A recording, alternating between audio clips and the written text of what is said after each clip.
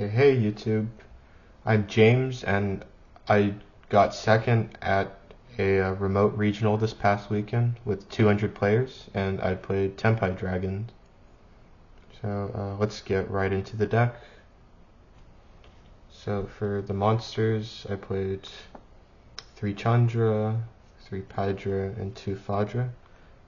This is all very standard. Some people have cut down to 1 Fadra, but I think 2 just comes up because sometimes you have to go first and you summon 1 from deck on your opponent's turn, and also if you don't manage to kill your opponent for some reason, the second one comes up on the crackback, especially if you like Ready Rose the Grave. But yeah, like this is all very standard until we get the new Poplar. Yeah. And then for the spells, I played 3 Sangan Summoning, Terraforming, 3 Kaiman. Sangan Summoning is just insane. It's the only reason the deck is playable. Like if you can play already, you just don't use the effect to play around Ogre. And this is all very standard. And then that's it for the engine. And then for the non-engine, I played 3 Prosperity. This card is like really insane in this deck because like the restrictions just don't matter. You can still OTK under it, and it just gets you like whatever you need, like either like engine to keep playing or just like any of the going second cards to break your opponent's board. 3 Droplets, 3 Lightning Storm. I decided to play like Droplet because it's the one card that can break like the entire Snake Eye board on its own. Like no other card can do that right now. And like the discards just don't matter because you only need 1 card to win the game. And then I played like the 3 like back row wipes just because it's good against non-engine that people play in their deck, and also against Snake Eye. Like if they don't set any cards, at the very least you can use this to blow up their Appaloosa. And, like that's usually like the most threatening piece of their board against you because it can negate Chandra in the damage step. And then for the monster hand traps, I played Magnemut, a pseudo engine card, and against Snake Eye you can just banish their Masquerena, and then you won't have to deal with it that game. And Masquerena it's like the second most threatening part of their board against you, since they can either banish your normal summon or your field spell. And for the other hand traps, 3 Ash, 3 Ogre, 3 Mourner, 3 Veiler, and 3 Imperm. So yeah, like these are just the best against Snake Eye, which I expected to play mostly against. I expected to play against like all meta at the regional, which I did. So yeah, these cards are just the best against Snake Eye, since you draw like if you draw any 2 of them, you can just almost like guaranteed to end their turn every time. And then like 3 Ash also pairs well with 1 of these against Snake Eye. And then I decided to play 3 Ogre in the main because I also expected to play against a decent number of Tenpais, which I ended up playing 2. So this was pretty good. And in the tournament for me, it actually came up more against Snake Eye, like just using this to answer one of their inboard pieces, especially like Appaloosa or Masquerena. And then that was pretty good because I ended up playing against 4 Snake Eyes as well out of 8 rounds. So yeah, I decided to not play Fenrir for this event just because I don't think Fenrir is good against any of the meta decks. Like against Snake Eye, you just summon Fenrir and they Princess Pop it, and that's just very terrible because normally against your deck, like Snake Eye just has no opportunity to Princess you anywhere because you're either summoning monsters in the damage step or your guys are going to be unaffected because of the field spell. So I just didn't think that card did anything, and against Tenpai, that card just doesn't do anything either because you need to go into the battle phase to clear cards, and by that time, like, you're probably losing if you need its effect in the battle phase. Yeah. So that's it for the main deck. So that's a clean 40. And then let's go into the extra deck. I played 2 Transcendent. The second one comes up against the mirror match sometimes, but it was mostly for Unicorn, just because if you play just one, they're just going to rip it every time, and that's not good. So then I played 2 Biden Dragon. This is very standard. Then I played 1 Trident Dragon.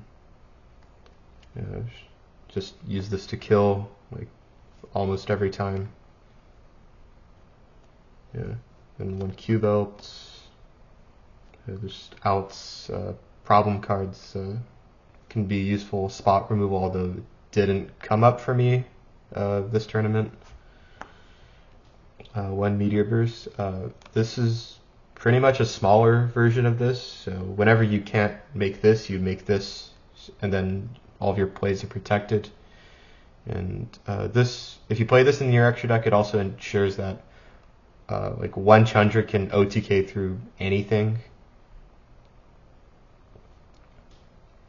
because you just use Chandra to summon Pydra search Kaiman, and then you just make this before you activate the Kaiman, and then like everything that matters is protected.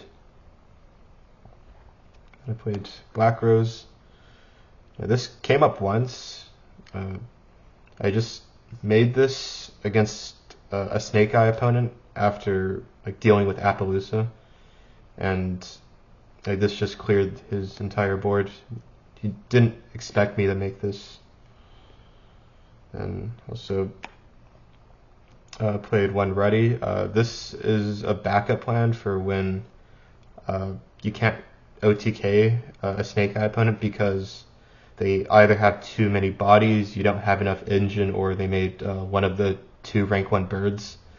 So you just banish all of their follow-up from grave, and they usually just lose because they've gone through like so much on their first turn. And this actually won me my last match of the tournament against Snake Eye. I just like made this and banished like 25 cards from his grave, and he couldn't play the next turn because of that. So that's it for the synchros. And then for the links, I played 2 Seal. I decided to play 2 Seal because I thought the second Seal would come up more than like any other card I can play in the extra deck, and it ended up coming up like 4 times in the tournament. So I would definitely play this again. And then I played like 1 Striker, 1 SP, 1 Hida, and 1 Princess.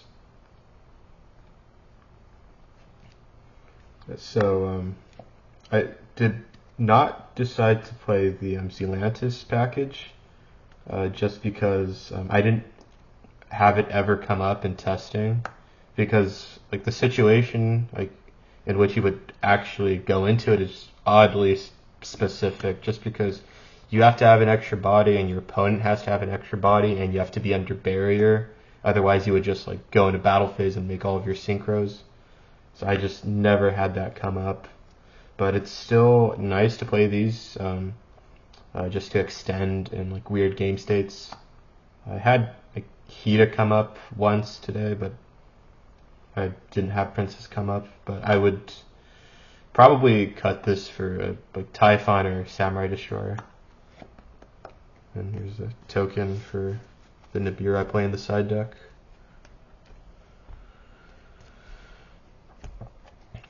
And then I played 3 Nib.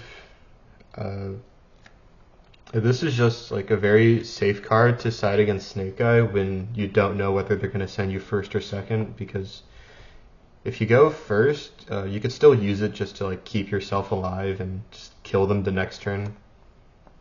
But yeah, like I would definitely play this again. Whenever I had this in hand versus Snake Eye, I just felt very safe. And then I played 3 Ghost Spell. I just decided to play this for all of the rogue decks, like Voiceless, Melodious, and Labyrinth. I played against 1 Voiceless this tournament, and I put it in, but I didn't see it. It didn't come up. Then I played 3 Crossout, 3 Barrier. These are mostly for the mirror match, and Crossout just comes in against any deck that isn't Snake Eye, because like every deck that's not Snake Eye just like cites Barrier against you, so you have to like just put in 3 Crossout and 1 Barrier going second. And for the last cards, I played 3 Cosmic. This is just like Nib, it's also like a very safe side against Snake Eye, because you can either use it to out skill drain, which is a huge problem for this deck, or you can use it as an interruption. Like when they use Diabellstar to set the like original Sinful Spoil, you can use it to just get rid of it.